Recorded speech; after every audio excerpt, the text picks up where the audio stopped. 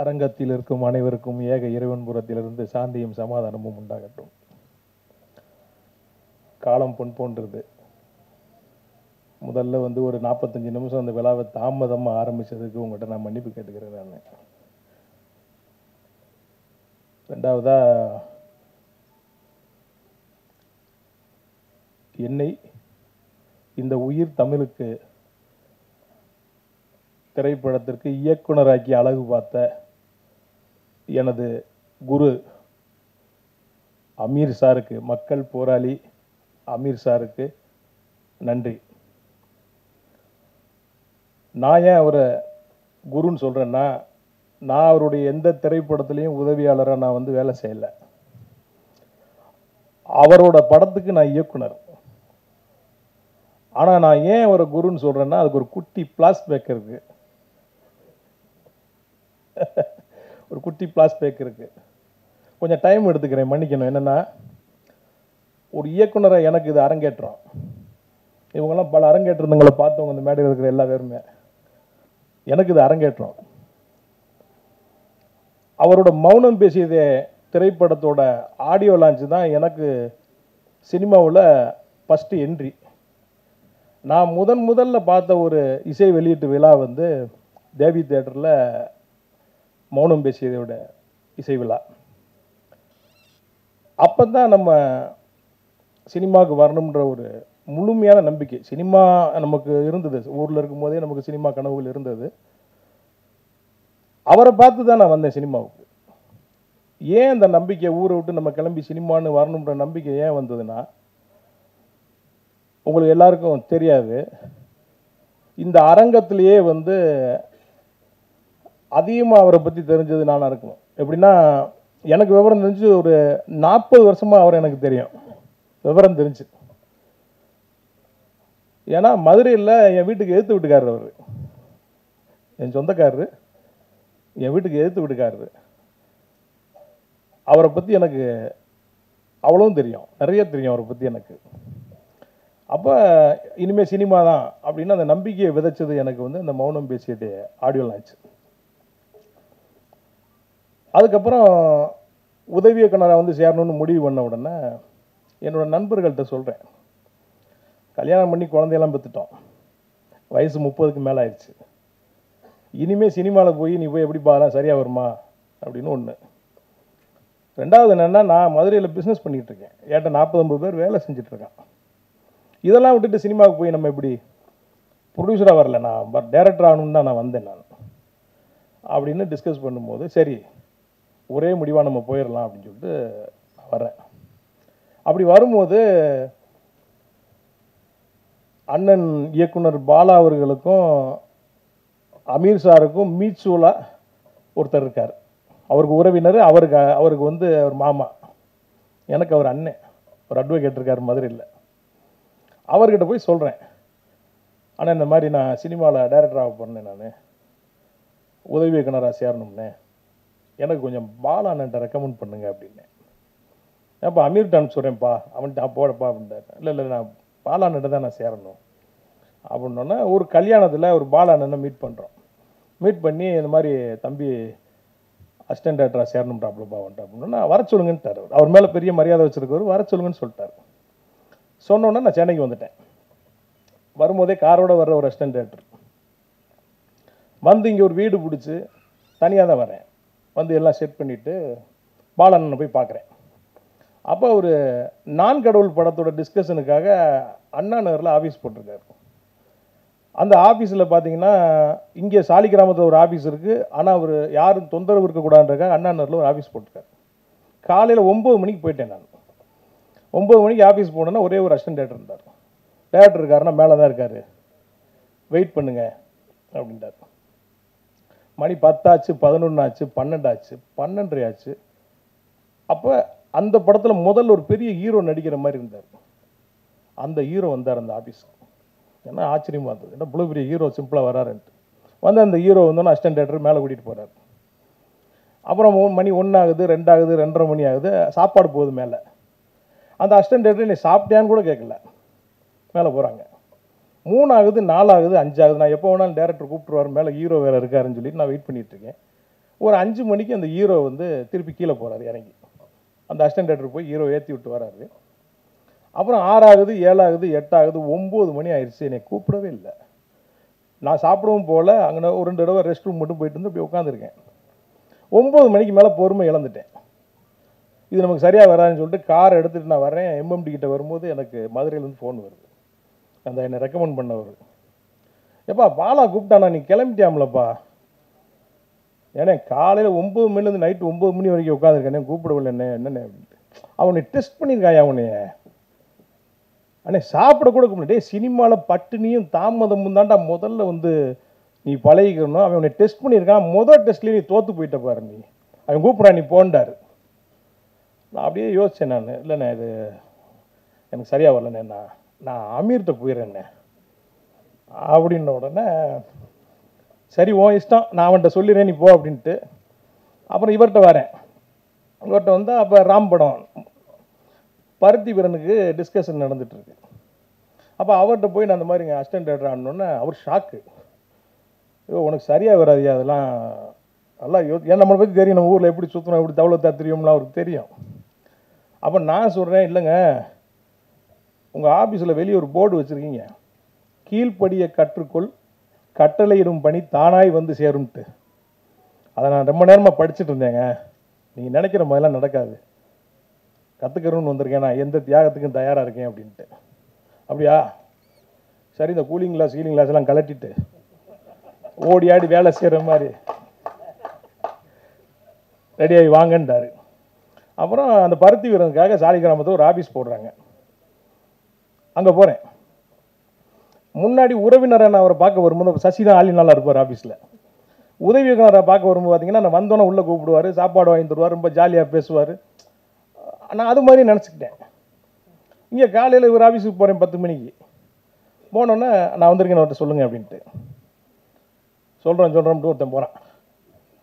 அங்கேயும் 10 ஆகுது, 11 ஆகுது, 12 ஆகுது, 1:30 மணி 2 ஆகுது. அங்கே சாப்பிட்டியான்னு கூட கேட்கல. ஆனால் இங்கே கொஞ்சம் நல்லவங்க எல்லாரும், அண்ணே சாப்பிட்டுக்கண்ணே, சாப்பாடுங்கண்ணே சாப்பிட்டுருக்கேன். இல்லைங்க பரவாயில்ல சாப்பிடுங்கண்ணே வாங்கண்ணே அப்படின்ட்டு சாப்பிட்றேன்.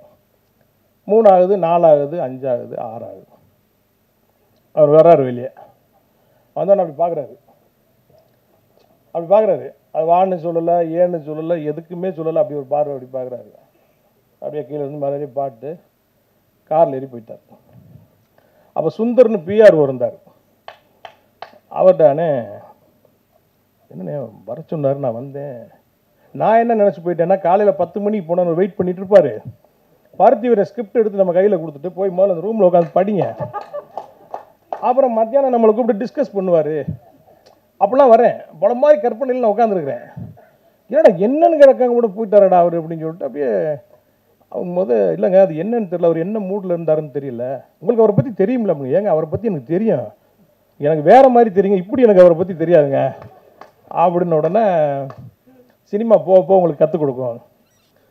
அப்புறம் வந்துட்டேன். அடுத்த நாள் நான் போகலை. காலையில் கிளம்புனேன். யோசிச்சு பார்த்தேன், இப்போ அங்கே ஒரு எக்ஸ்பீரியன்ஸு, இங்கே ஒரு எக்ஸ்பீரியன்ஸு, போகலாமா வேணாமான்னு யோசனை பண்ணிக்கிட்டே இருக்கேன். மறுநாள் சாயங்காலம் எனக்கு ஃபோன் வருது மதுரையிலேருந்து. அவர் தான், எப்போ நீ ஆஃபீஸுக்கு வரலையா அமீர் சொன்னானே அப்படின்ட்டு. ஏங்க காலையிலேருந்து சாயங்காலம் வரைக்கும் உட்காந்துருக்கேன், என்னன்னு கூட கேட்குறாங்க. அங்கே எதுக்கு யோ அசிஸ்டன்ட்னா அப்படி சேர்ந்துக்கிறது, அப்படியே போய் அப்படியே சேர்ந்துக்கிறது தான். அவனை டெஸ்ட் பண்ணியிருக்கான், அவனை பொறுமை இருக்கான்ட்டு. இப்படி ஒரு குருவையும் இப்படி ஒரு சிஷியனையும் உலகத்தில் எங்கேயுமே பார்க்க முடியாது. வெறுத்துட்டேன். எனக்கு அப்படி வந்த உடனே அப்படி ஒரு எக்ஸ்பீரியன்ஸ். அப்புறம் பார்த்தேன் என்னடா வழி அப்படிங்கும்போது கொஞ்சம் டைம் எடுத்துக்கிறேன், தப்பாக நினச்சிக்காதீங்க. என்னடா அதுக்கு வழி அப்படின்னு நினைக்கும் போது அப்போ பார்த்தேன், சரி இந்த டேரக்டர்கள்லாம் எப்படி இருக்காங்க அப்படின்னு. ஒரு ஆஃபீஸ் வச்சுருக்குறாங்க, உள்ள ஒரு பெட்டு போட்டு படுத்துருக்குறாங்க, யோசிக்கிறாங்க. கூட பெல் அடித்தா வரக்கு ஒரு பையனை வச்சுருக்குறாங்க. சரி நம்மகிட்ட தான் பணம் இருக்கு, நம்ம இந்த செட்டப்பை முதல்ல பண்ணிடுவோம்ட்டு முதல்ல ஒரு ஆஃபீஸை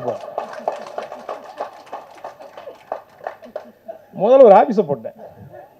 போட்ட உடனே அங்கே ஒருத்தர் நமக்கு பழக்கம் மாறேன் ஒயின் ஷாப்பில். என்ன பிரதர் அப்படின்னா, சினிமா அப்படியா பிரதர், என்னென்ன படங்கள்லாம் உங்களுக்கு ரொம்ப பிடிக்கும் அப்படின்ட்டு. நாங்கள் ஆரம்பத்தில் பாரதி ராஜா சார் படம்லாம் பார்த்துருங்க, மணி சார் படம் நாயகன் எனக்கு ரொம்ப பிடிக்குங்க. அப்படியா ஓகே. உலக சினிமா பார்க்குற பழக்கம்லாம் இருக்கான்னு. உலக சினிமானா என்னங்கன்னு கேட்டேன். இந்த ஜாக்கி சான் படம் அதெல்லாம் வருமே அது வாங்க அப்படின்ட்டு. ஓஹோ அப்படியால நீங்கள், சரி உங்கள் ஆஃபீஸ் எங்கே இருக்குன்றார். அப்படி பழகுறோம் கொஞ்சம் நேரம். பழகணுன்னா அவர் மறுநாளே ஆஃபீஸ்க்கு வர்றார். ஒரு 3 டிவிடி கொண்டு வர்றார். ஒரு படத்தை போடுறார், காட்ஃபாதர் படம் ஓடு. அப்படியே பார்க்குறேன். எனக்கு மணி சார் மேலே இருந்த மரியாதை அப்படியே இறங்கிருச்சு. அப்படியே படம் பார்த்தேன். எப்படி அப்படின்ட்டு, என்னங்க அது இது மட்டும் இல்லை, இன்னொரு பாட்டு இருக்கு பாருங்கன்ட்டார். அதை பார்க்குறேன். இன்னொரு பாட்டு பாருங்கிறார், அதையும் பார்க்குறேன். அதுக்கப்புறம் என்ன பண்ணுறாரு, ஒரு வீடியோ காட்டுறாரு. அதில் அந்த படத்தோட ஆஸ்கார் அவார்டு விழா நடக்குது. அந்த படத்துடைய ரைட்டர் பார்த்தீங்கன்னா 2 ஆஸ்கார் அவார்டை கையில் வாங்கிட்டு அந்த டேரக்டர் திட்டுறாரு. நான் எழுதின கதையில் அவன் 10% கூட படம் எடுக்கலன்ட்டு. இப்படின்னே அவர் ஓவியமாக கதை எழுதினார். அந்த புக்கு எங்கேயா கிடைக்கும்னோன்னா அங்கங்கே லைப்ரரியில் தேடிக்கிட்டு அந்த புக்கு வருது.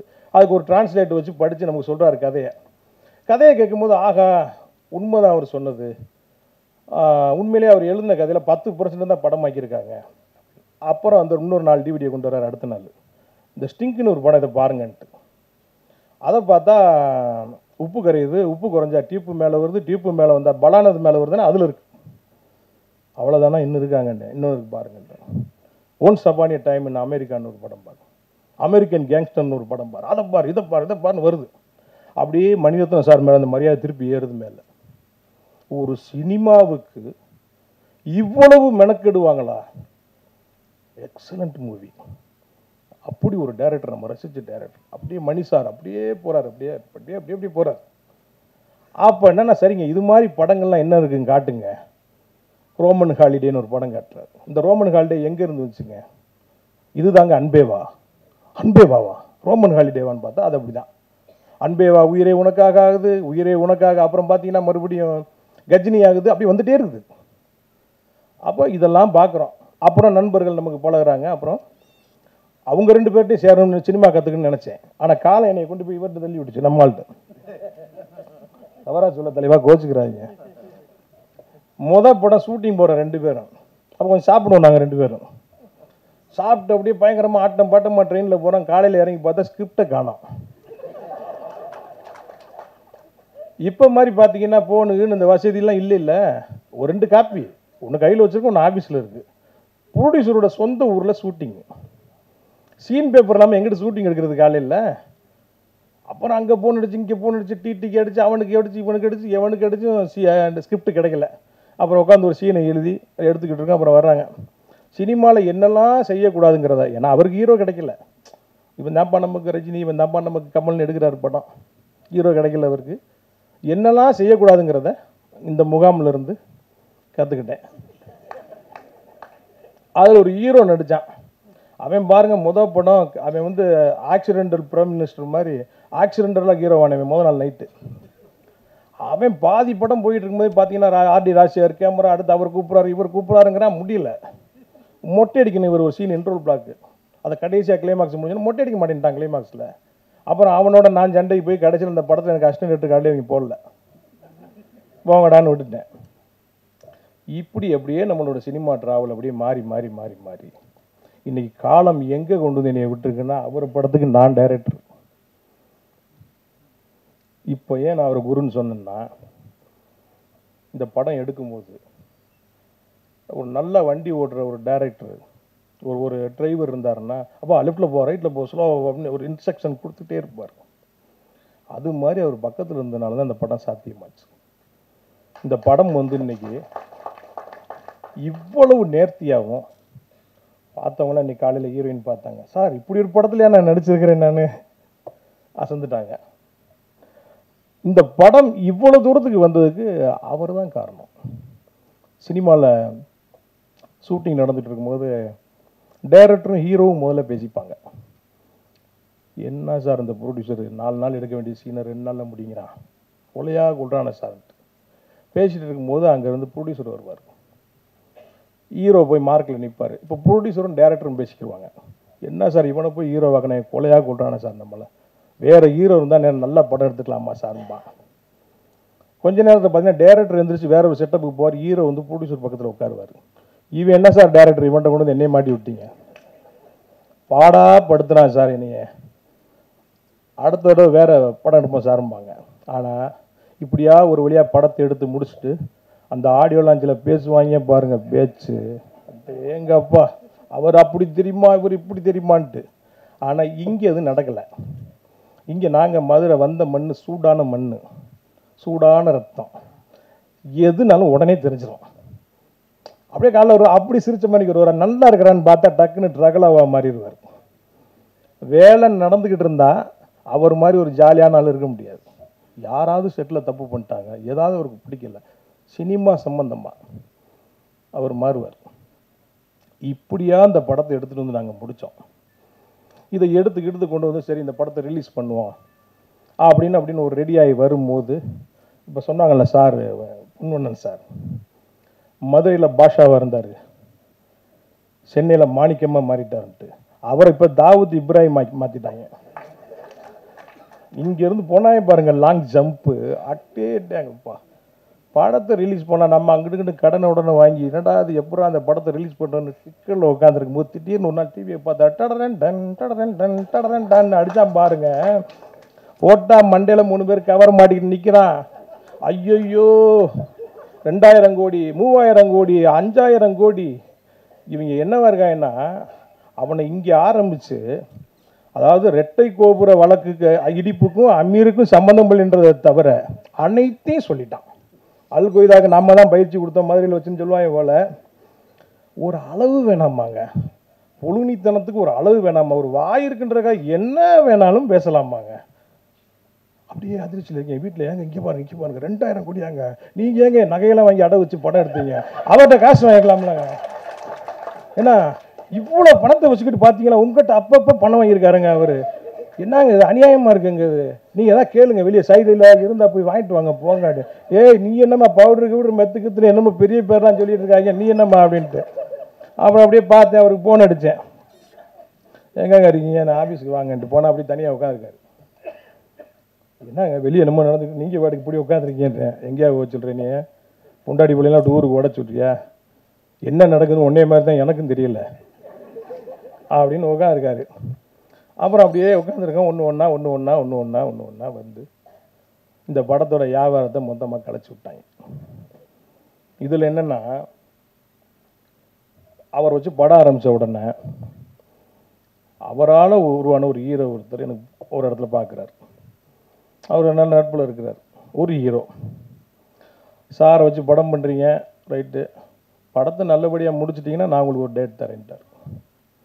இப்போ ஒரு 50 கோடி ரூபாய்க்கு இருக்க ஒரு வியாபாரம், நான் கேட்க போகிறதில்ல, அவர் கொடுத்தாலும் எனக்கு வேணாம். எனக்கு இப்படிலாம் இன்றைக்கி இந்த வியாபாரத்தில் பாருங்கள், அவரால் உருவாக்கப்பட்ட ஒரு தயாரிப்பாளர், நானும் ஒரு சக தயாரிப்பாளர், என்னென்ன வழியில் இந்த படத்தை கெடுக்க முடியுமோ. சார் பேசலாமா? இது உங்களெல்லாம் வச்சுக்கிட்டு எனக்கு சரியான தெரியல.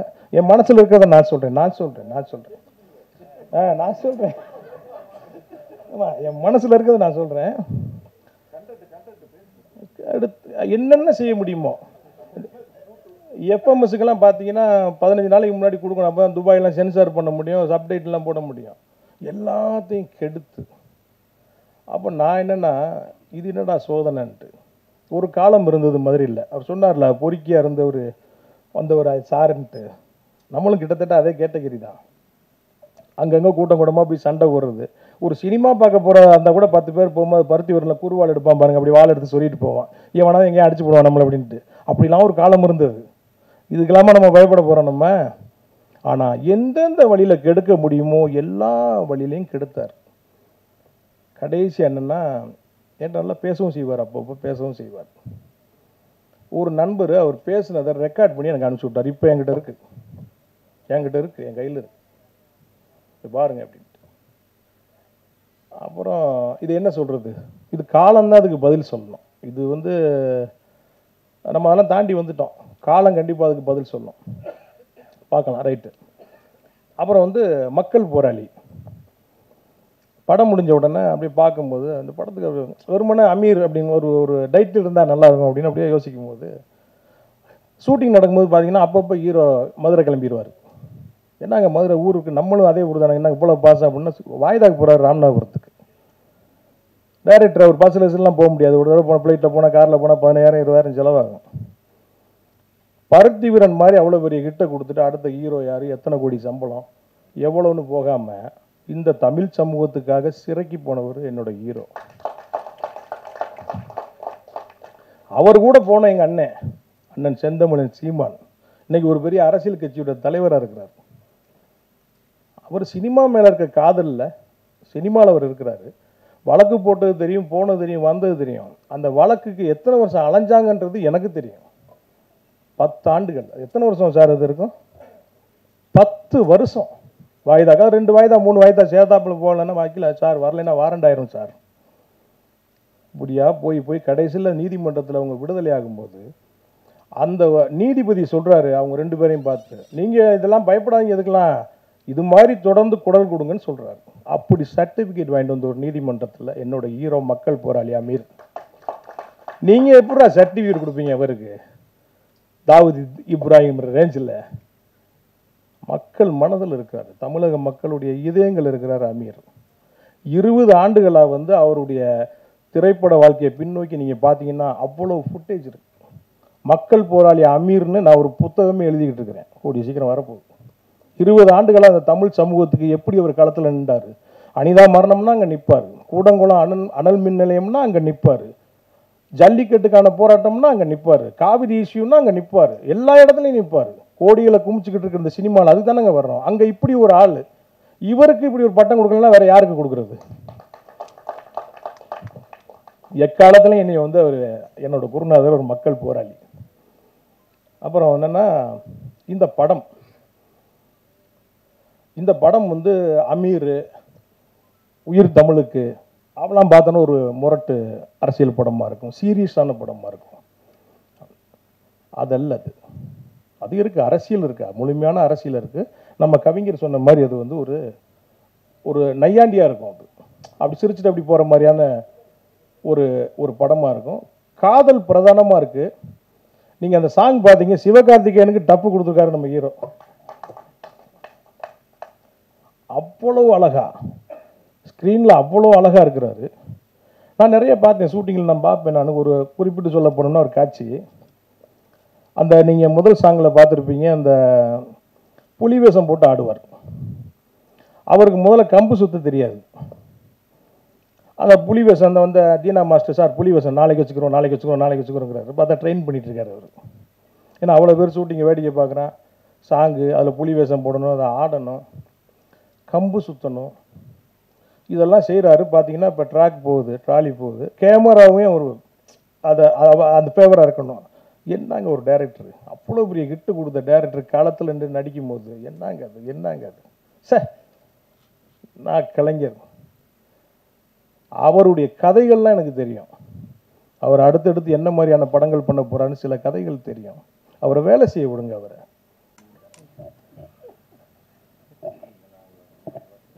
உன்னை நீயே தெரியப்படுத்திக்கலனா வேற யாரு உன்னை பிரபலப்படுத்துவாங்க என ஒரு முறை கேட்டவர் இவர். உண்மைதான். அதே போல் தனது உழைப்பால், பேச்சால், திறமையால் வளர்ந்தார். பெப்சியின் தலைவர், இயக்குனர் சங்க செயலாளர் என முன்முகமாய் பதிந்தார். எப்போதும் தன் வார்த்தைகளும் செயல்களும் தமிழுக்கானதாக, மக்களுக்கானதாக இருக்கும்படி பார்த்துக் கொள்வார். இறைவன் மேல் வாரத்தை போட்டுவிட்டு உயர்ந்து நிற்கும் தமிழ் தலைப்பான உயிர் தமிழுக்கு என்ற படத்தில் நடித்து இன்றைய அரசியலை அழகாக பேச இருக்கும் படத்தின் நாயகன் இயக்குனர் அமீர் அவர்களை பேச அழைக்கிறேன்.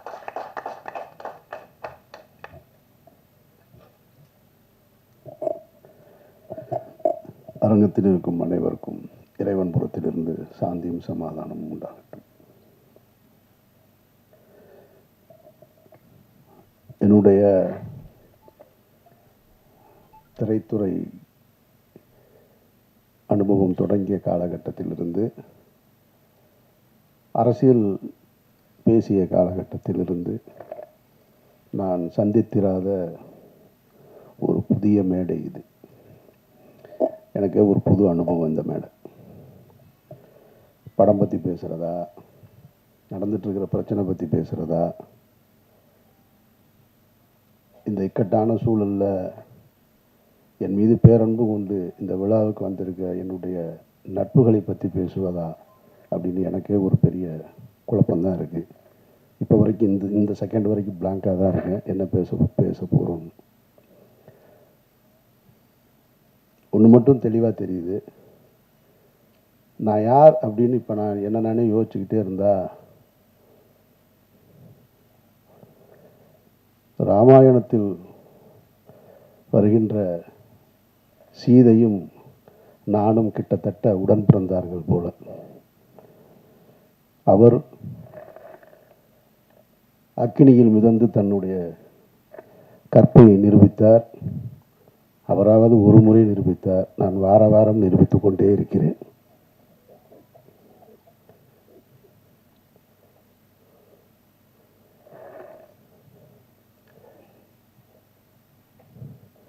நிறைய சொல்லிட்டாங்க. நான் இந்த உயிர் தமிழுக்கு திரைப்படத்தினுடைய 2வது விழா இது, 2வது பத்திரிகையாளர் சந்திப்பு. இதே இடத்தில்தான் மாயவளை திரைப்படத்தின் பத்திரிகையாளர் சந்திப்பை நாங்கள் நடத்தினோம். அங்கேருந்து தான் தொடங்கினது. பல பருத்தி வீரன் மாயவளையில் தொடங்கும் போது பருத்தி வீரன் வந்துச்சு. இப்போது வேறு வேறையில் வந்து நிற்கிது. அந்த படத்தின் இயக்குனர் இந்த உட்காந்துருக்கார் அமைதியாக, ரமேஷ் பாலகிருஷ்ணன். நாங்கள் அதை ரிலீஸ் பண்ணுறதுக்காக வேலை செய்ய போய் அது ஏதோ ஒரு பிரச்சனையை தொடங்கி அது எங்கெங்கேயோ போய் நீதிமன்றத்தை நோக்கி போயிட்டுருக்கும்போது சரி கொஞ்சம் தள்ளி வச்சுக்கலாம் அப்படிங்கும்போது இறைவன் மிகப்பெரியவனுடைய இறுதிக்கட்ட படப்பிடிப்பை நோக்கி போகும்போது ஒரு 8-10 நாள் தான், 10 நாள் இருந்தால் படம் முடிஞ்சிடும். அந்த படம் முடியும் போது ஒரு புது பிரச்சனை தொடங்குச்சு. அப்போ ஃபஸ்ட்டு எனக்கு தோணுனது, இது என்ன நடக்குது இங்கே, என்னை சுற்றி என்ன நடக்குது, எனக்கு எதுவுமே புரியலை அப்படின்னு பழனி பண்ண தான் நான் சொன்னேன். நான் ஒரு அறிக்கை மாதிரி கொடுக்கலான் இருக்கேன். நான் என்ன நடக்குது, இது ஏன் நடக்குது, யாருக்கு நடந்தது, எதுக்கு நடந்தது, எதை நோக்கி போகுது, ஒன்றும் புரியலைங்க அப்படின்னு. ஏன்னா ஒரு நாள் ஷூட்டிங் முடிச்சிட்டேன். கோகுலம் ஸ்டுடியோவில் ஒரு மிகப்பெரிய செட்டு போட்டு, அந்த செட்டு இன்னும் இருக்குது, பல பேருக்கு தெரியாத தகவல். ஒரு ஹைகோர்ட்டு செட்டு ஒன்று மிக தத்ரூபமாக போட்டு மிகப்பெரிய பொருட்செலவில் ஒரு நாள் ஷூட்டிங் முடிச்சிருக்கோம். செகண்ட் டே அந்த ஷூட்டிங் நடக்கலை. அன்றைக்கு இரவிலிருந்து தொடங்குச்சு பிரச்சனை. அப்போ நான் சொன்னேன் பழனி பண்ணிட்டேன், இந்த மாதிரி ஒரு அறிக்கை ஒன்று, ஒரு லெட்ரு மாதிரி கொடுத்துருவோம் என்னை சுற்றி என்ன நடக்குதுன்னு. அப்போ சொன்னார் பழனி பண்ணியா விடுங்க, எனத்தையாவது சொல்லுவாங்க, ஒரு 4 நாளில் சரியாயிரு, நீங்கள் பாட்டுக்கு போங்கன்னாரு. இல்லை கரு, எனக்கு என்னமோ இது சரியாக வரும்னு தோணலை. அவர் ரொம்ப எளிதாக கிடக்கணும்னு சொன்னார். இல்லை கரு, எனக்கு இது சரியாக வரும்னு தோணலை, நம்ம ஏதாவது சொல்ல வேண்டியது இருக்குது அப்படின்னு நான் சொன்னேன். ஒரு 2 நாள் அப்படியே கூடுதலாச்சு, 3ஆவது நாள் கூடுதலாச்சு. அப்புறம் ஒரு அறிக்கை கொடுத்துட்டேன். நான் அறிக்கை கொடுத்த உடனே அறிக்கையிலிருந்து யார் அதுக்கு எதிர்கருத்து வருதுன்னு பார்த்தா, கடந்த ஒரு 15 ஆண்டுகளாக 2014க்கு பின்னால் நான் பேசிய அரசியலில் கருத்தியல் ரீதியாக எதிர்கொள்ள முடியாத, என்னோட நேருக்கு நேர் போரிட கருத்தியல் ரீதியாக போரிட முடியாத அவர்கள் பூரா வெளியே வர ஆரம்பிக்கிறாங்க. வெளியே வந்து புதுசாக தகவல்களை சொல்கிறாங்க. ஒருத்தன் சொல்கிறான் அவர் ஓடிட்டாருன்றான், ஒருத்தன் எஸ்கேப்புன்றான், தலைமறைவாயிட்டார், எங்கே இருக்காருன்னு தெரியலைன்றான், என்னத்தையோ ஒன்று சொல்லிக்கிட்டே இருக்கான். அப்போ தான் நான் இங்கேருந்து ஒரு கல்யாணத்துக்கு போயிருந்தேன். கல்யாண வீட்டிலேருந்து அப்போ நான் இங்கே இருக்கும்போது இந்த செய்தி வருது, அவர் அமீர் தலைமறைவு அப்படின்னு. தலைமறைவுன்னு வந்த உடனேயே நான் அங்கேருந்து நான் கல்யாண வீட்டில் தான் உட்காந்துருக்கேன் அப்படின்னு சொல்கிறேன். அங்கேருந்து ஒரு கேள்வி இருக்கான், கல்யாண வீட்டுக்கு போகிறவர் எதுக்குங்க மைக் எடுத்துகிட்டு போகிறாரு அப்படின்றான். ஏடா நீ தான் தலைமறைவுன்னா, நான் கல்யாண வீட்டில் உட்காந்துருக்கேன்னு சொல்கிறேன். அதுக்கு பதில் சொல்கிறான்னா மைக் எடுத்துகிட்டு போனாரான்னு கேட்குறேன். ஏன்னா கல்யாண வீட்டில் மைக்கு ஸ்பீக்கர்லாம் இருக்காதா. அங்கேருந்து இன்னொரு இப்படி 1 by 1 போய்கிட்டே இருக்கு. அப்படியே கூட்டிகிட்டு வர்றாங்க. கூட்டிகிட்டு வந்து ஒரு நெருக்கடிகள். எனக்கு என்ன இதிலிருந்து நான் கற்றுக்கிட்டது, நான் பத்திரிகையாளர்கள் மேலே மிகப்பெரிய மரியாதை உண்டவன். என்னுடைய முதல் பத்திரிகையாளர் சந்திப்பு ஏவிஎம்மில் நடந்தது, மௌனம் பேசியதே திரைப்படத்திற்கு. அப்போ இருந்து இப்போ வரைக்கும் பத்திரிகையாளர்களோட நெருக்கமாக இருக்கிறவன். என்னை நேரடியாக தொடர்பு கொள்ளக்கூடிய, எனக்கு தெரிஞ்ச சினிமாவில் நான் இருக்கேன், இன்னும் மற்ற எத்தனை பேர் இருக்காங்கன்னு தெரியாது. பிஆர்ஓ பிடிச்சி தான் என்னை பிடிக்கணுன்ற அவசியம் இல்லை. ஸ்ட்ரைட்டாக எனக்கு மெசேஜ் வைப்பாங்க, நான் பேசுவேன். இன்றைக்கு ஊடகங்கள் பெருத்து விட்ட காரணத்தினால யூடியூப்பு அது இதுன்னு அவர்கள் தங்களுடைய வயிற்று பிழைப்புக்காக எதையோ ஒன்று பேசணும்னு பேசிக்கிட்டே இருக்காங்க. அதில் தத்துவார்த்த ரீதியாக நின்று களத்தில் நின்று போராடிக்கிட்டு இருக்கவங்களையும் தாண்டி எதை வேணாலும் பேசலாம், எல்லாம் என்ன கருத்தை வேணாலும் வைக்கலான்னு சொல்கிறாங்க. இப்போ நடந்துட்டு இருந்தது என்ன, இறைவன் மிகப்பெரியவன் திரைப்படத்தின் தயாரிப்பாளர் என்னோடு உறவாக இருந்தவர். நான் தம்பி என்று பொதுவெளியில் அன்போடு அழைத்தவர் ஒரு பெரிய குற்றச்சாட்டில் அவர் பின்னணியில் வச்சுருக்காங்க. இதில் எதையாவது நான் மறுக்க முடியுமா? அவர் யாருன்னே எனக்கு தெரியாதுங்க, அவரை நான் பார்த்ததே இல்லைங்க அப்படின்னு சொல்ல முடியுமா? சொல்ல முடியாது. அவர் எனக்கு தெரியும். எவ்வளோ வருஷமாக தெரியும்? 10 ஆண்டுகளாக தெரியும். அவருக்கும் எனக்கும் தொடர்பு இருக்கா? ஆமாம், அவருக்கு எனக்கும் தொடர்பு இருக்குது. நீங்கள் சொல்கின்ற அவர் மீது சாட்டுகிற குற்றத்தோடு தொடர்பு இருக்கான்னு கேட்டால் இல்லைடா வெண்ணைகளான்னு தைரியமாக சொல்லுவேன். அந்த தைரியமும் திமிரும் எப்பயுமே என்கிட்ட இருந்துக்கிட்டே இருக்கும்.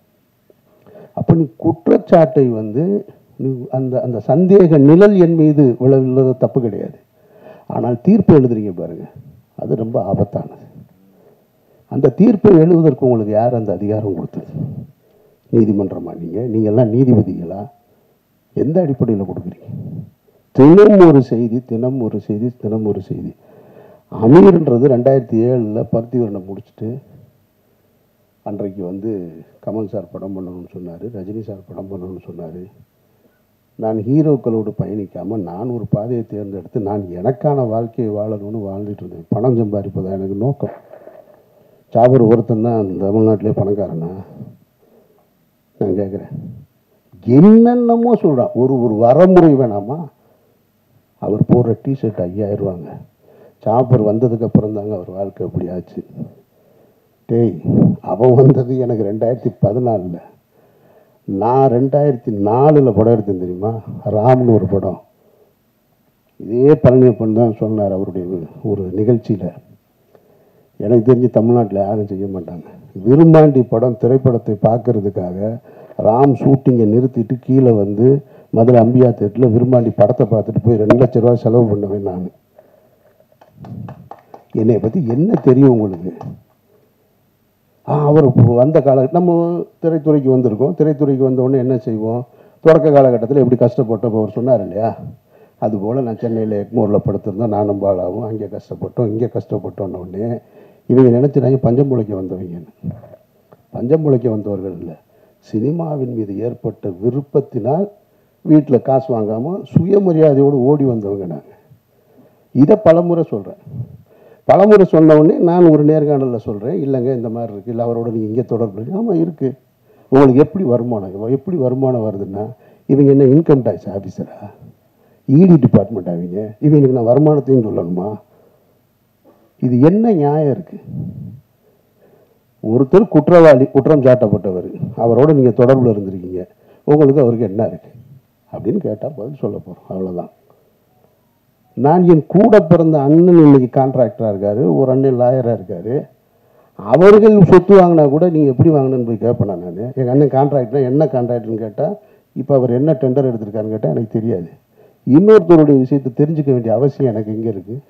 அது எது தேவையா எனக்கு? பழனியப்பன் சொன்னது மாதிரி நானும் அவரும் ஜனாவும் பேசியிருக்கோம். எதையாவது பேசியிருக்கோமா? நீங்கள் என்ன பண்ணுறீங்க, நீங்கள் என்ன பண்ணுறீங்க, அதெல்லாம் எங்கள் வேலை கிடையாது. நான் எப்படி இருக்கிறேன்? நான் ஒரு இறை நம்பிக்கையோடு இருக்கேன்.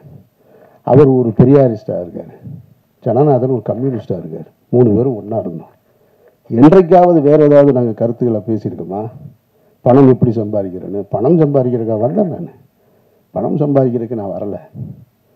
என் வாழ்க்கையை என் விருப்பம் போல் வாழணும்னு இந்த நிமிஷம் வரைக்கும் நான் ஆசைப்பட்டுக்கிட்டு இருக்கேன். இப்போ சொன்னாங்க பாருங்கள், இந்த படத்துக்கு பின்னாடி நான் நிறையா படம் பண்ணுவேன் அது இதுன்னு. நான் இப்பவும் சொல்கிறேன், நான் இந்த படத்தை நம்பி இல்லை, உயிர் தமிழுக்கு நம்பி இல்லை, மாயவளையை நம்பி இல்லை, இறைவன் மிகப்பெரியவனை நம்பி இல்லை, சந்தனத்தேவனை நம்பி இல்லை. நான் ஒரு மனிதனாக வாழணும்னு ஆசைப்பட்டு என்னுடைய கடைசி காலம் வரைக்கும் நான் விரும்பிய வாழ்க்கையை வாழணும்னு ஆசைப்பட்றேன். என் வாழ்க்கையை நான் அப்படி தான் பயணிக்க நினைக்கிறேன். சினிமாக்காரனாக பயணிக்கணும், பெரிய தொழிலதிபராக வாழணும், கார் வாங்கணும், பங்களா வாங்கணும், ஒரு நாள் ஆசைப்பட்டதில்லை. சிக்கலான காலகட்டத்தில் இப்போ நீங்கள் எல்லாம் சொல்லியிருப்பாங்க.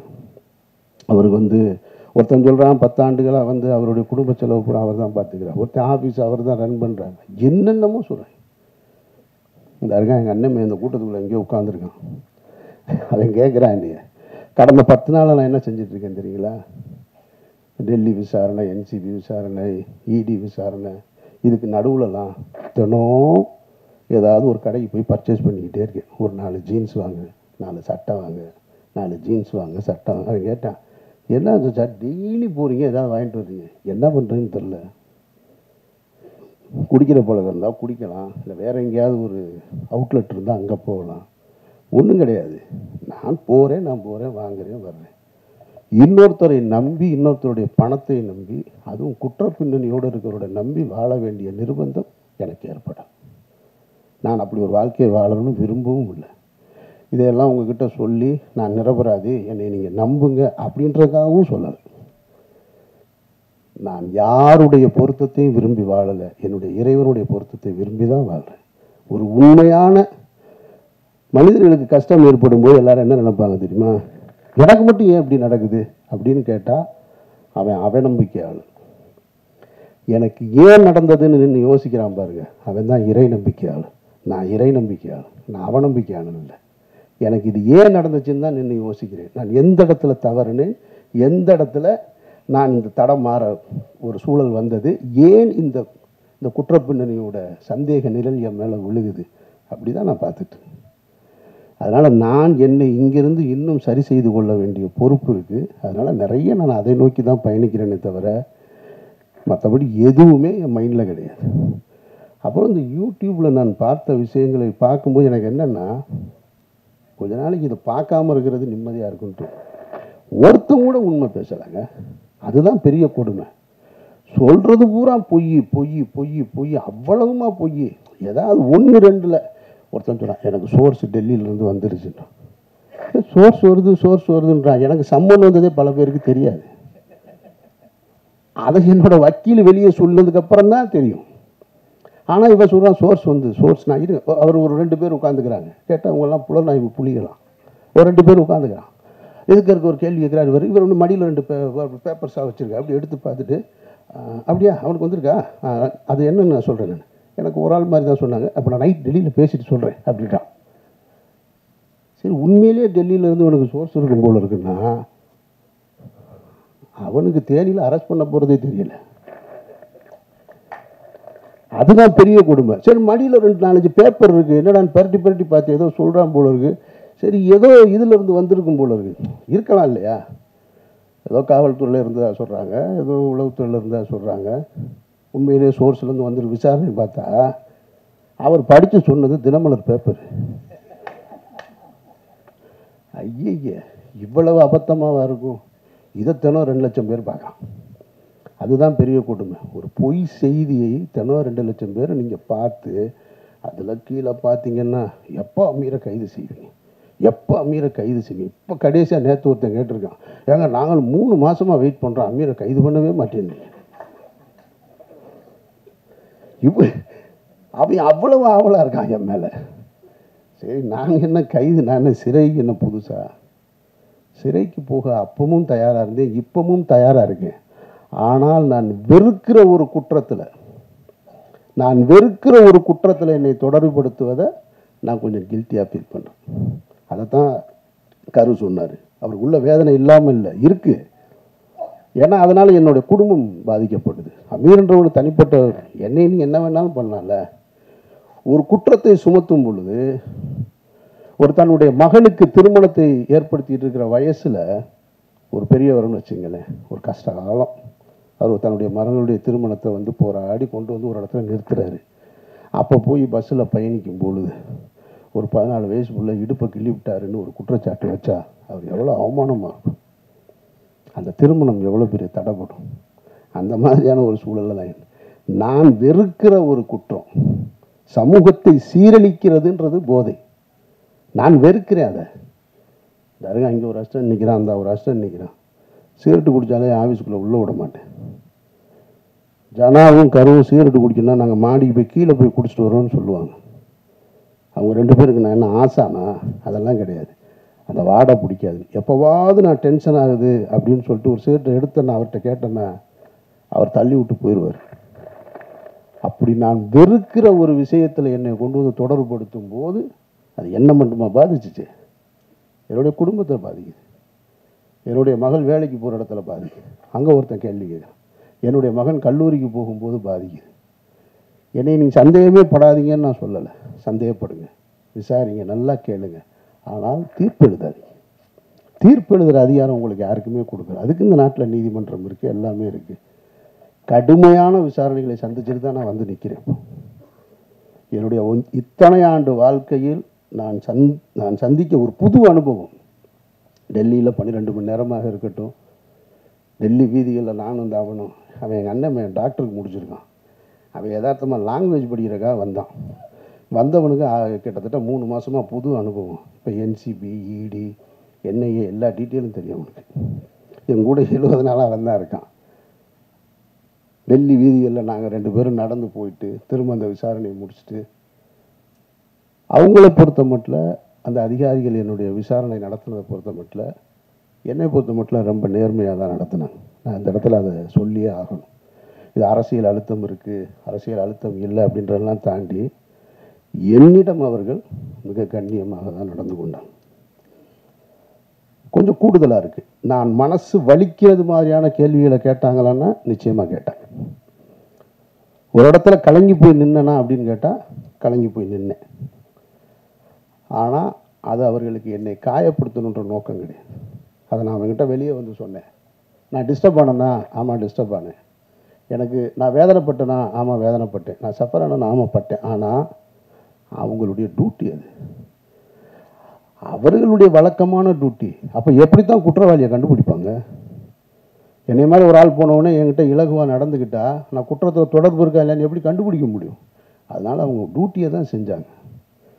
விசாரணை முடிவுலையும் அதை தான் சொன்னாங்க. பர்சனலாக எந்த இதுவும் கிடையாது, எங்கள் டியூட்டியை செஞ்சோம். அந்த வகையில் என்சிபி ஆஃபீஸர்ஸ் எங்கிட்ட கண்ணியமாக நடந்துக்கிட்டாங்க. இடி ரைடு அந்த ரைடு கதையை கேட்டிங்கன்னா, வீட்டில் ரம்ஜானுக்கு எல்லோரும் ஊருக்கு போயாச்சு. இதை நீங்கள் தெரிஞ்சுங்க. இப்போ ஊடகங்கள் பத்திரிகையாளர்களுக்கு இருக்க வேண்டிய இதையும் மற்ற எல்லாரும் தெரிஞ்சுக்கணும். இதை சொல்கிறேன். எவர்களுக்குமே உண்மையான ரீசன் தெரியாதுங்க. அதுதான் உண்மை. நான் சொல்கிறேன். நான் இந்த வழக்கில் தொடர்புடையவனாக இருக்கிறதுனால சொல்கிறேன். அதிகாரிகளை தவிர வேறு யாருக்குமே தெரியாது. வேறு எவன் சொன்னாலும் நம்பாதீங்க. இதுதான் நிஜம். நான் சொல்கிறது உண்மை. இதை கன்ஃபெஷனாக வச்சுக்கோங்க. ஏன்னா எனக்கு முதல் சம்மன் வந்தது பாருங்கள், அதுவே யாருக்கும் தெரியாது. அது ஒரு வக்கீல் வெளியே போய் சொன்னதுனால தான் தெரியும். உடனே இவங்க என்ன பண்ணுறாங்கன்னா, அமீர் ரமலான் முடித்து விட்டு வருவதாக என்சிபி அதிகாரிகளிடம் சொன்னார், இந்த நேரத்தில் என்னை விசாரிக்க வேணான்னு கேட்டாருன்னு இதெல்லாம் தலைப்பு செய்தியாக ஓடுதுங்க. அப்போ இந்த மக்களுக்கு எது செய்தி? அப்போ உண்மையே செய்தியாக வராதா? நான் கேட்காத ஒன்று. 2ஆம் தேதி எனக்கு ஃபஸ்ட்டு சம்மன். அப்படி ஒன்று நான் கேட்கவே இல்லை. நான் 2ஆம் தேதி போயிட்டேன், டெல்லி போயிட்டேன். காலையில் முதல் நாளாக நாங்கள் போய் உட்கார்ந்தோம். ஒரு 12 மணி நேரம் விசாரணை முடிச்சு வந்தாச்சு. அப்போவே எனக்கு அடுத்து சம்மனுக்கான ஒரு திட்டம் இருந்தது. அதுவும் யாருக்கும் தெரியாது. ஆனால் இவங்களுக்கு தெரியவே தெரியாது. நான் அந்த காலகட்டத்தில் தான் அவங்க கேட்ட டீட்டெயில்ஸு, டாக்குமெண்ட்ஸு இதை பூரா எடுத்து எல்லாத்தையும் கொண்டு வந்து ரெடி பண்ணி வச்சிட்ருக்கேன். வச்சுட்டு ஒரு 3:30 மணி இருக்கும். 3:30 4 மணிக்கு போய் வீட்டில் நான் அவனும் தான் படுக்கிறோம். வீட்டில் யாருமே இல்லை. ஃபேமிலியெல்லாம் ஊருக்கு போயிட்டாங்க ரம்ஜான் கொண்டாடுறதுக்கு. படுத்தா 5:30 மணிக்கு நோன்புக்கான காலை உணவை சாப்பிட்டுட்டு படுத்துருக்கான். 7:30 மணிக்கு ஒரு ஃபோன் அடிக்குது. அவன் ஃபோன் பக்கத்தில் என் கூட தான் பெட்டில் படுத்துருக்கான். அடிக்குது. அப்புறம் கட் பண்ணிட்டான். திருப்பி ஒரு 1.5 மணி நேரம் கழித்து ஃபோன் அடிக்குது. பார்த்தா இவன் பக்கத்தில் இருந்தவனை காணான். சரி, நான் தூங்குறேன். திடீர்னு எழுப்புறான். நான் கொஞ்சம் லைட் இருந்தால் தூங்க மாட்டேன். அதனால் நல்லா டார்க்காக ஸ்க்ரீனை போட்டு படுத்துருப்பேன். தட்டி எழுப்புறான் சச்சான்னு. முழிச்சு பார்த்தா ஒருத்தர் துப்பாக்கியினோடு நிற்கிறாரு முகத்துக்கு நேரம். ஒன்றுமே புரியலை. கொஞ்சோன்னு லைட்டு அந்த ஜன்னல்லேருந்து லீக் ஆகுது. அதில் பார்த்தா ஒருத்தர் துப்பாக்கியோடு நிற்கிறார். 2 பேர். என்னடா அப்படின்றேன், தெரில. கண்ணே முழிக்க முடியலை. சரி, அதோடு சரி எந்திரிச்சு முழிச்சு பார்த்தா அப்புறமா இடி ஆஃபீஸர்ஸ் வந்திருக்காங்க. இது என்னுடைய வீட்டில். இதே ஒரு 2 மணி நேரத்துக்கு முன்னாடி என்னுடைய அலுவலகத்துக்கு வந்துட்டாங்க. அங்கே என்னோடய அசிஸ்டன்ஸு, என்னோடய ஆடிட்ரு எல்லாரையும் அவங்கள லாக் பண்ணிட்டாங்க. அப்புறம் இடி ஆஃபீஸர் வந்தாங்க. அவங்க தன்னை அறிமுகப்படுத்திக்கிட்டாங்க என்கிட்ட. நான் தான் இடி டைரக்டர்னு. ஒரு லேடி ரொம்ப கண்ணியமாக நடந்துக்கிட்டாங்க, ரொம்ப மரியாதையாக நடந்துக்கிட்டாங்க. நான் மூத்த கழுவிட்டு வர்றேங்கன்னு மூத்த கழுவிட்டு உட்காந்து அவரோட பேசிக்கிட்டு அன்றைக்கு 12 மணி வரைக்கும் அன்றைக்கும் போச்சு. அன்றைக்கும் விசாரணை முடிச்சுட்டு நான் இங்கேருந்து மதுரை போயிட்டேன். மதுரை போய் ரமலான் ப்ரேயரை முடிச்சுட்டு அங்கேருந்து அதுக்கப்புறமா திரும்ப ஓட்டு போட போனேன். அப்போ தான் பத்திரிகையாளர்கள் முறையாக சந்திக்கக்கூடிய சூழல் ஏற்பட்டது. அதுக்கு பின்னால் இப்போ வரைக்கும் நான் சொல்கிறேன். இதை ஏன் சொல்கிறேன்னா, இதன் பிறகும் எனக்கு ஒரு சம்மன் வந்திருக்கு. இந்த புலனாய்வு புலிகள்லாம் எங்கே போனாங்கன்னு தெரியல. நீ உண்மையிலே சோர்ஸ் உனக்கு சொல்லுதுன்னா, உனக்கு உண்மையிலே செய்தி வந்திருக்குன்னா, எனக்கு சம்மன் வந்தது ஏன் யாருக்குமே தெரியலை. நான் பர்பஸாக சொல்லவே இல்லை. என்ன தான் நடக்குதுன்னு பார்ப்போம். எவன் தான் கண்டுபிடிச்சி சொல்கிறான்னு பார்ப்போம். ஒருத்தர் சொல்லணும்ல, ஆமாம் அன்றைக்கி வந்திருக்குன்னு. அந்த சம்மனுக்கும் போய் 10.5 மணி நேரம் நான் விசாரணை முடிச்சுட்டு தான் இங்கே வந்திருக்கேன். அப்படின்னா இதில் எதுவுமே உண்மை இல்லை. அவர்கள் கடமையை செய்கிறாங்க. நான் முதல் நாள்லேருந்து ஒத்துழைக்கிறேன். டே 1லேருந்து இவ்வளோ பெரிய சிக்கலான சூழல் என்னை ஏற்படும் போது நண்பர்களுடைய ஆறுதல் இருக்குது, நண்பர்களுடைய ஆலோசனை இருக்குது. குடும்பத்தில் இருக்கவங்க சொல்லுவாங்க, எங்கேயாவது வெளியூர் போயிடும், அங்கே போயிடுன்னு. டே 1லேருந்து என்னோடய ஆஃபீஸில் தான் இருக்கேன். நான் இங்கே தான் இருப்பேன். இந்த வழக்கு முடிகிற வரைக்கும் நான் இங்கே தான் இருப்பேன். இந்த வழக்கை முடிச்சுட்டு தான் நான் வெளியில் வருவேன். நான் என்கிட்ட என்ன இருக்குது எடுத்துகிட்டு போகிறதுக்கு? என்கிட்ட ஒன்றும் இல்லை. நான் நேர்மையும் உண்மையுமா இருக்கேன். என்ன உங்களால் எதிர்கொள்ள முடியலை. என்னுடைய கேள்விக்கு உங்ககிட்ட பதில் இல்லை. நான் எடுத்து வைக்கிற முன் வைக்கிறதுக்கு. அதனால் நீங்கள் என்னை குற்றவாளியாக்க ட்ரை பண்ணிக்கிட்டே இருக்கீங்க. நீங்கள் குற்றவாளி ஆக்கிட்டால் உடனே நான் குற்றவாளி ஆயிடுவேனா? பட் நான் தாங்கிக்கிறேன். வீட்டில் தாங்கலை. மகளுக்கும் மகனுக்கும் ஒரு அழுத்தம் ஏற்பட்டது. ஆனால் அதையும் தாண்டி எனக்கு முதல் ஆளாக எனக்கு ஆறுதலாக இருந்தது என்னுடைய குடும்பத்தார் தான். என்னுடைய 2 பெண் பிள்ளைகள் தான். தைரியமாக இருங்க, நீங்கள் உங்களுக்கு என்ன பிரச்சனை அப்படின்னு சொல்லி எப்போதும் போல் என்னுடைய வீட்டை ஒரு சின்ன ஒரு சலசலப்பு கூட இல்லாமல், ஒரு சங்கடம் கூட இல்லாமல், ஒரு சஞ்சலம் கூட இல்லாமல் வச்சிருந்தது என்னுடைய குடும்பத்தார். அதற்கப்புறம் என்னுடைய நண்பர்கள் தான். எதுவுமே என் மைண்டில் கிடையாது. எனக்கு ஒரு சின்ன ஒரு சம்பவம் தான் நினைவுக்கு வந்தது. இந்த காலகட்டம் ரொம்ப கடுமையான காலகட்டம். என்னை சுற்றி இருந்த உறவுகள், நண்பர்கள் எல்லாருமே ரொம்ப தூரமாக போயிட்டாங்க. ஒரு கிட்டத்தட்ட என்னோட வாட்ஸ்அப்பில் என்னுடைய அலைபேசியில் ஒரு 2000 எண்கள் இருக்கும். அதில் 1950 எண்கள்லேருந்து அழைப்பு வர்றதில்லை. அப்படியே நின்றுச்சு. அதெல்லாம் ஓகே. அப்போ எனக்கு என்ன தோணுச்சுன்னா, இந்த பறவைகள் நிறைய இருக்கக்கூடிய ஒரு மரத்துக்கு பக்கத்தில் ஒரு வெடி சத்தம் கேட்டவுடனே பறவை பூரா ஓடி போயிடும். அந்த மரத்தில் எதுவுமே இருக்காது, எல்லாம் அப்படின்ற செகண்டில் காணாம போயிடும். அப்புறம் போனதுக்கப்புறம் சில பறவைகள் மட்டும் வரும். சில முதல்ல இருந்த 500 இருந்துச்சுன்னா வராது, ஒரு 50 தான் வரும். அதுபோல் என்னுடைய வாழ்க்கையில் எனக்கு நடந்த இந்த நிகழ்வில் டமால்னு ஒரு வெடி சத்தம் கேட்டவுடனே டமால் எல்லோரும் ஓடிட்டாங்க. அப்புறமா அந்த பறவை போல என்னுடைய நண்பர்கள் என்னை யோசித்து, அது மரத்து மேலே உள்ள தப்பா, வெடி போட்டவன் தப்புன்னு சொல்லி அந்த மரத்தில் பறவைகள் இருப்பது போல் என்னுடைய நண்பர்கள் என்னை தேடி வந்துக்கிட்டு இருக்காங்க. டே 1லேருந்து அந்த ஒரு நாள் தான் அந்த ஷாக்கிங். 2வது நாள் யாருக்குமே இதை பற்றின கவலையும் இல்லை, என்னோடு இருக்காங்க. ஆனால் இன்னும் பறந்து போன பறவைகள், ஒருவேளை இவனே வெடியை ஏற்பாடு பண்ணியிருப்பானு மரத்தை சந்தேகப்படுவதை போல தூரமாக நிற்கிறவங்க இருக்காங்க. அந்த அன்பு நண்பர்களுக்கு நான் கேட்டுக்கிறது, அங்கேயே இருங்க, தயவு செஞ்சு வந்துடாங்க.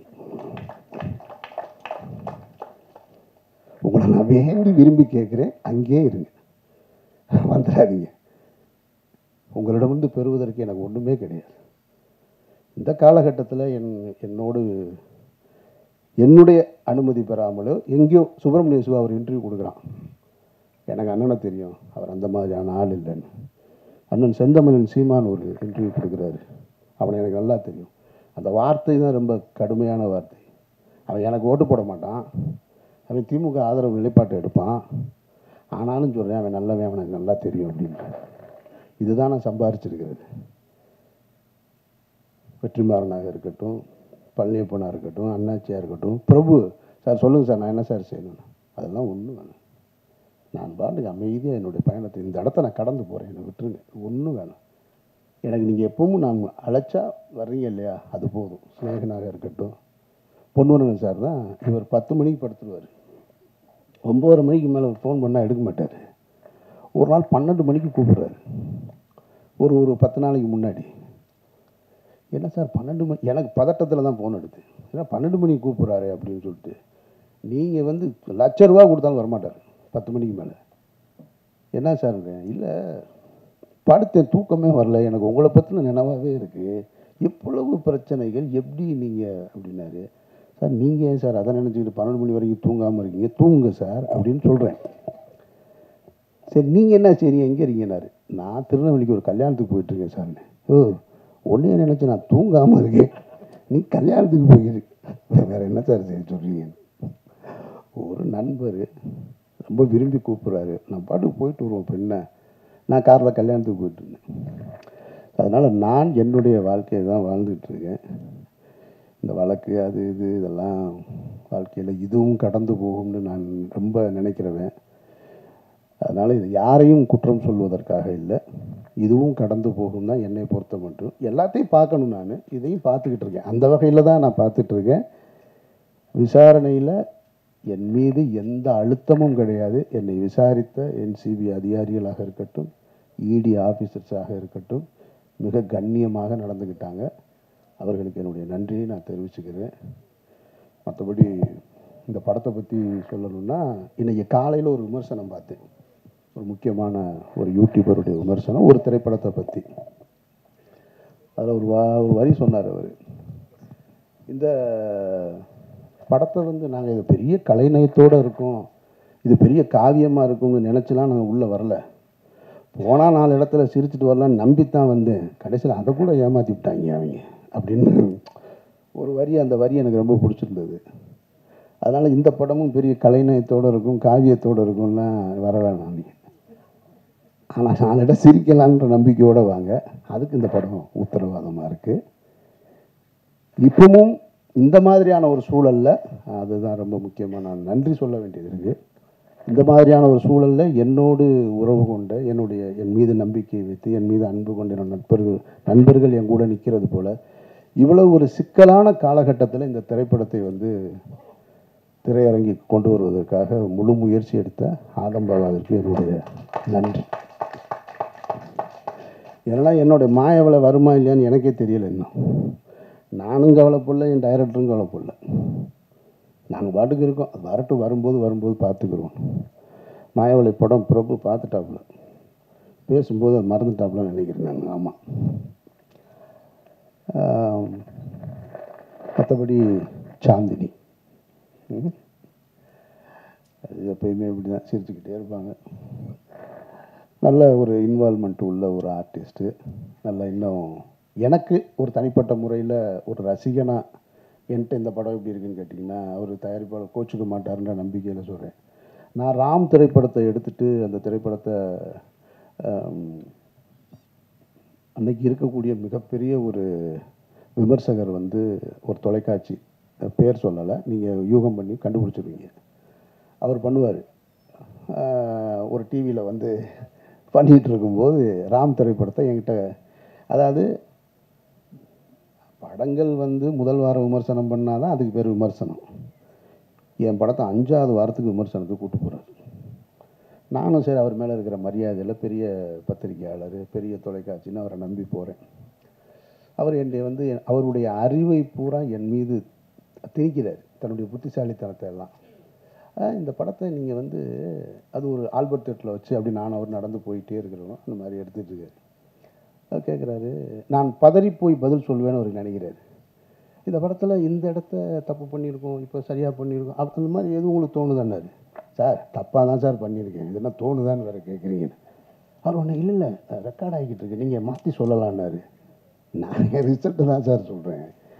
படம் வந்து தொண்டியில் தூக்கிட்டாங்க, ராமநாதபுரத்துக்கு பக்கத்தில் இருக்க தொண்டியில் படம் 3ஆவது வாரமே எடுத்துட்டாங்க ராமு. இவர் 5ஆவது வாரம் விமர்சனம் பண்ணிகிட்டு இருக்கார்.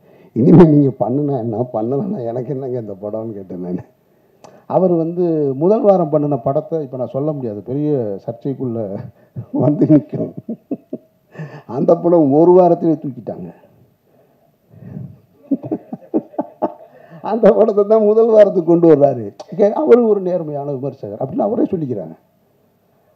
அப்புறம் பருத்தி வீரனுக்கும் அதே பத்திரிகையாளர்கிட்ட தான் பருத்தி வீரனை சந்திக்கிறேன். பருத்தி வீரன்லையும் கேட்குறாரு, இந்த படம் வந்து நீங்கள் வந்து ஒரு ஆர்ட் ஃபார்மில் எடுத்து, அதாவது ஒரு ஆர்ட் பிரச்சனை என்னென்னா, என்னுடைய பெயர் பிரச்சனை உங்களுக்கு, என்னுடைய சிந்தனை பிரச்சனை உங்களுக்கு, அதுதான் பிரச்சனை.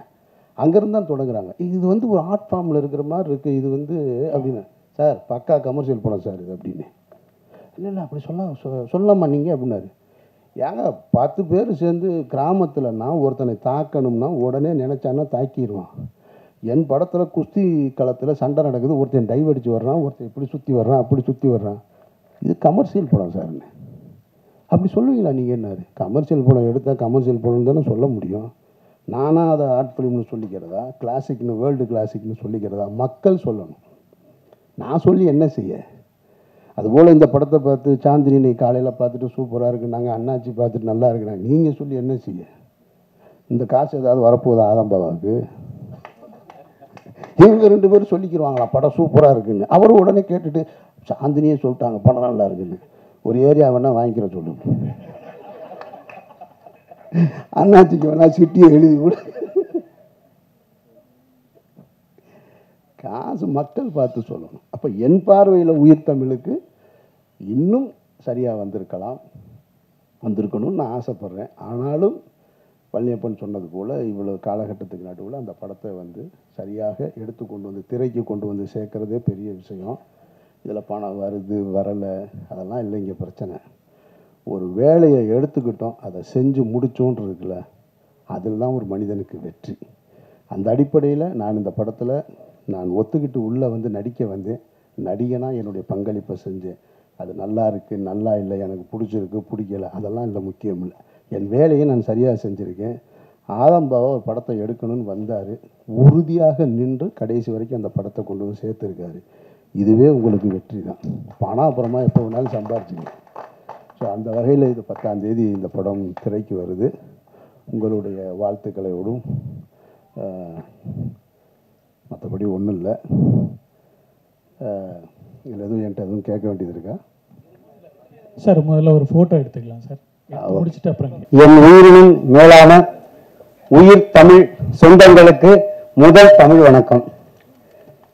இந்த மேடையை இந்த நாளில் எனக்கும் வழங்கியமைக்கு என் அன்பிற்குரிய அனைத்து அண்ணன்மார்கள் எல்லோருக்கும் மீண்டும் ஒரு தமிழ் வணக்கம்.